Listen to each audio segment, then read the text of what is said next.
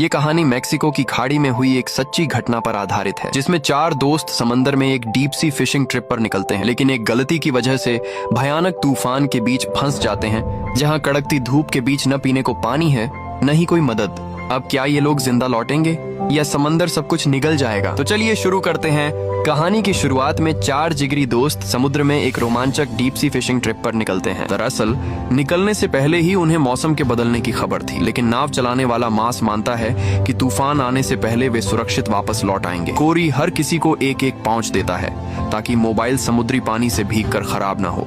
सुबह 6:30 बजे वे मेक्सिको की खाड़ी से रवाना होते हैं और पूरे 4 घंटे चलने के बाद आखिरकार अपनी जगह पर पहुंचते हैं। ये इलाका मास के लिए नया नहीं था, क्योंकि प्रैक्टिस के अलावा जब भी समय मिलता वह अकेले यहीं मछली पकड़ने आता था। मास को अंतहीन समुद्र के सामने खड़े होकर लहरों से बनती नेचुरल सिम्फनी को देखने सुनने में मजा आता है। कोरी और विल भी धीरे धीरे इस एहसास का मजा लेने लगते हैं। पल भर में 4 घंटे बीत जाते हैं, तभी दूर से आती गड़गड़ाहट उनकी मस्ती तोड़ देती है। जब वे लंगर उठाकर लौटने लगते हैं तो एक बड़ी परेशानी आ खड़ी होती है। खींचते वक्त लंगर गलती से समुद्र की चट्टानों में फंस जाता है। कोरी चाहे जितना जोर लगाए कोई फायदा नहीं होता। उस वक्त उन्हें पता ही नहीं था कि नीचे असल में क्या हुआ है। अगर वे बस नाव की दिशा बदलकर फिर से खींचते तो समस्या तुरंत हल हो जाती, लेकिन इस बात पर किसी का ध्यान नहीं जाता। सबको लगता है कि चारों की ताकत ही काफी होगी। कई बार कोशिश के बाद भी लंगर टस से मस नहीं होता। अहम मौके पर मास रस्सी काटकर लंगर गंवाना नहीं चाहता। घबराकर वह इंजन स्टार्ट करता है और मोटर की ताकत से लंगर निकालने की कोशिश करता है। इस दौरान सबकी नजर समुद्र की सतह पर रहती है, लेकिन पीछे से आती भयानक लहरों को कोई नहीं देख पाता।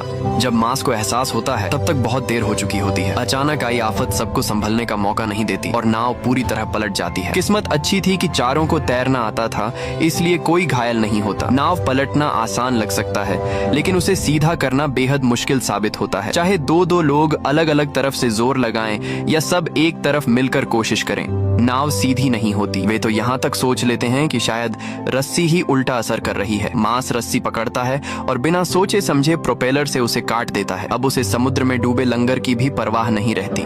रस्सी हटने के बाद भी उफनती लहरों के सामने उनकी कोशिशें बेअसर रहती हैं। देखते देखते 5 घंटे बीत जाते हैं। ठंडे पानी में लगातार रहने से सब बुरी तरह कांपने लगते हैं। वे बारी बारी से पानी में गोता लगाकर कुछ काम की चीजें ढूंढते हैं। कोई लाइफ जैकेट निकाल लाता है तो कोई किस्मत से बेहद जरूरी सिग्नल फ्लेयर ढूंढ लेता है। निक को मोबाइल वाला पाउच भी मिल जाता है। खुशी के साथ एक कड़वी सच्चाई सामने आती है। इस सुनसान समुद्री इलाके में मोबाइल पर एक बार भी सिग्नल नहीं है। टीवी पर खराब मौसम की खबरें लगातार चल रही होती हैं, जिससे उनके परिवार डर में जी रहे होते हैं और चारों के फोन पूरी तरह बंद रहते हैं। आखिरकार आपस में बात करके वे पुलिस को